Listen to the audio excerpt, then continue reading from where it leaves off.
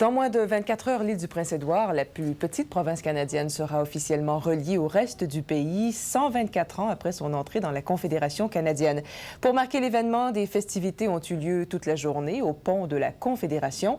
Solveig Miller nous rappelle les grands moments qui ont conduit à la réalisation de ce pont, l'un des plus longs au monde.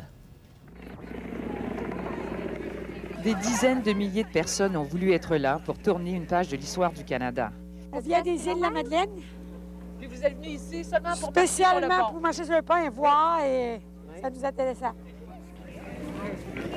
Ils ont traversé à pied l'un des plus longs ponts à travées multiples au monde. Une marche de 3 heures pour parcourir les 13 kilomètres du pont. Juste pour le plaisir de dire qu'on l'a fait. Ouais. Pour la satisfaction personnelle de dire qu'on l'a fait. Le pont de la Confédération est un chef-d'œuvre d'ingénierie. Il a coûté près d'1 milliard de dollars.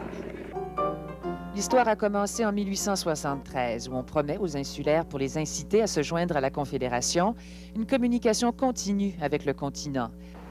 Pendant 100 ans, l'idée d'un pont ou d'un tunnel a fait partie de l'imaginaire de l'île. En 1988, un référendum sur l'étude d'une connexion fixe avec le continent déchire la population.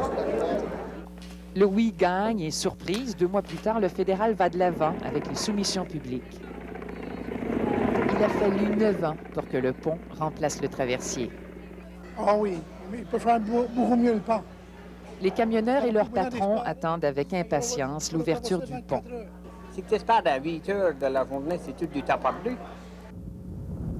Grâce à la construction du pont, l'île a connu au cours des dernières années la meilleure croissance économique au pays. Mais la fin des travaux et la disparition du traversier de Borden entraînent la perte de plus de 3000 emplois. Plusieurs économistes croient que c'est la fin du boom économique. Il faut bien penser qu'un pont, ça fonctionne dans les deux sens. Alors, ce qui favorise la venue à l'île peut aussi favoriser le départ de l'île.